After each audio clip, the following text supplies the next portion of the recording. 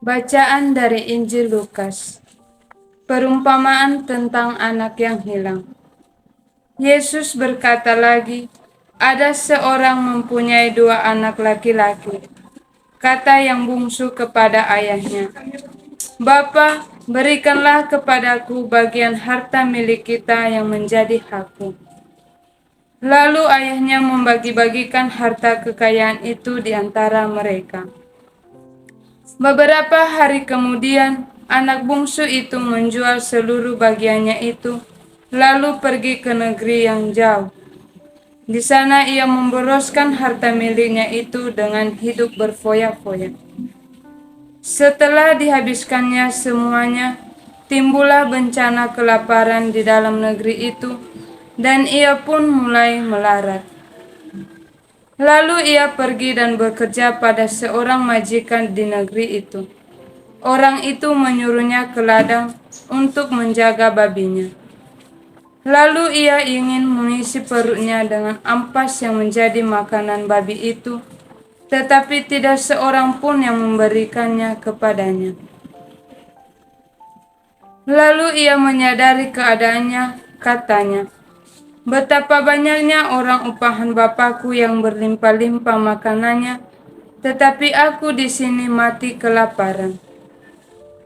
Aku akan bangkit dan pergi kepada Bapakku dan berkata kepadanya, Bapa, aku telah berdosa terhadap surga dan terhadap Bapa. Aku tidak layak lagi disebutkan anak Bapa. Jadikanlah aku sebagai salah seorang upahan Bapa." Maka bangkitlah ia dan pergi kepada bapaknya. Ketika ia masih jauh, ayahnya telah melihatnya, lalu tergeraklah hatinya oleh belas kasihan. Ayahnya itu berlari mendapatkannya, dia lalu merangkul dan mencium dia. Kata anak itu kepadanya, "Bapa, aku telah berdosa terhadap surga dan terhadap Bapa. Aku tidak layak lagi disebut anak Bapa." Tetapi ayah itu berkata kepada hamba-hambanya, "Lekaslah bawa kemari jubah yang terbaik, pakaikanlah itu kepadanya, dan kenakanlah cincin pada jarinya dan sepatu pada kakinya. Dan ambillah anak lembu tambun itu, sembelilah dia dan marilah kita makan dan bersuka cita. Sebab anakku ini telah mati dan menjadi hidup kembali. Ia telah hilang dan didapat kembali." Maka mulailah mereka bersukaria.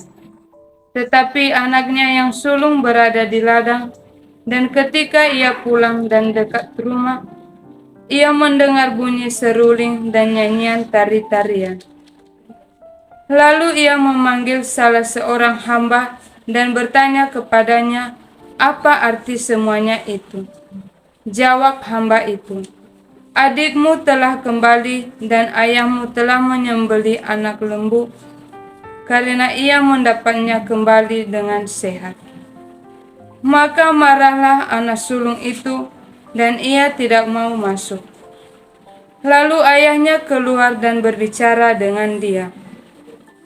Tetapi ia menjawab ayahnya, katanya, "Telah bertahun-tahun aku melayani Bapa dan belum pernah aku melanggar perintah Bapa.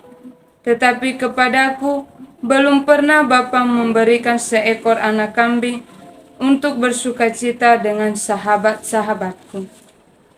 Tetapi baru saja datang anak Bapa yang telah memboroskan harta kekayaan Bapa bersama-sama dengan pelacur-pelacur, maka Bapa menyembelih anak lembu tambun itu untuk dia." Kata ayahnya kepadanya, "Anakku, engkau selalu bersama-sama dengan aku, dan segala kepunyaanku adalah kepunyaanmu. Kita patut bersukacita dan bergembira, karena adikmu telah mati dan menjadi hidup kembali. Ia telah hilang dan didapat kembali." Demikianlah sabda Tuhan. Bapak, Ibu, dan saudari-saudari yang terkasih, dalam bacaan Injil yang baru saja kita dengar, mau menggambarkan sikap anak sulung kepada ayahnya yang tidak bisa menerima adiknya. Mengapa demikian? Karena dia melihat bahwa ayahnya itu pilih kasih kepada adiknya. Adiknya yang selalu hanya berfoya-foya, menghabiskan harta kekayaan mereka. Setelah ia merasa bahwa ia merasa melarat, ia kembali ke rumah untuk meminta.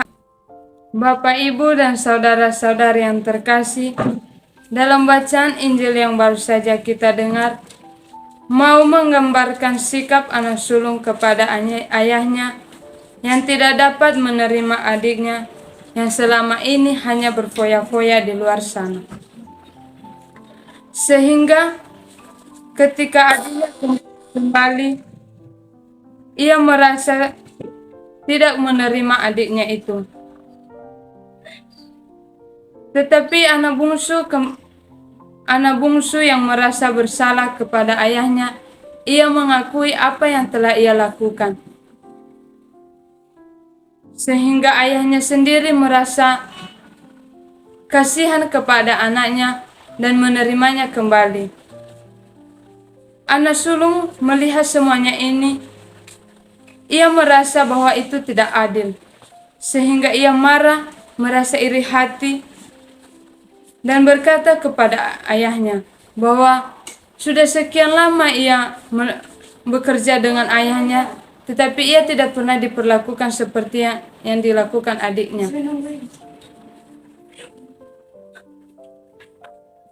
Terkadang juga bahwa dalam kehidupan kita setiap hari sering mengalami seperti itu.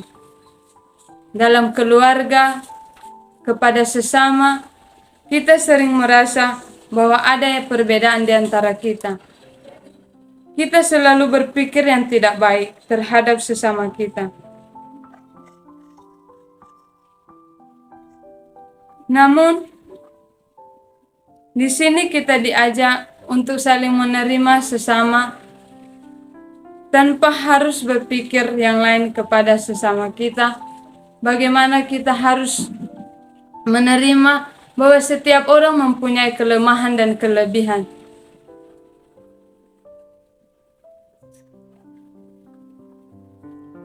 Lanjut aja, nggak apa-apa, nanti saya potong.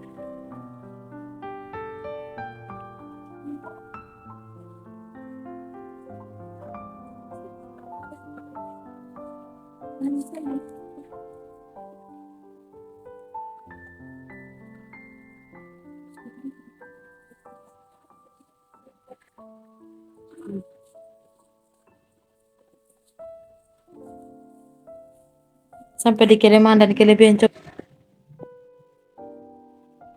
Bapak, Ibu, saudara-saudari yang terkasih, bahwa dalam kehidupan kita setiap hari sering mengalami jatuh bangun dalam mencapai sesuatu. Kita selalu ingin yang terbaik, namun tidak tertutup kemungkinan dalam perjalanan kita akan mengalami persaingan, iri hati, melihat orang lain yang lebih dari kita. Apalagi kalau kita melihat orang itu mempunyai bakat yang lebih dari apa yang kita miliki. Dengan itu, kita harus berjuang untuk melakukan apapun agar apa yang kita inginkan dapat kita mencapainya. Tanpa harus menjatuhkan orang lain, tanpa harus merugikan diri sendiri. Kita harus berjuang dan berusaha untuk berbuat baik tanpa menyombongkan diri apa yang ada dalam diri kita, apa yang menjadi kemampuan kita. Kita harus berusaha untuk membagikan kepada orang lain. Semoga.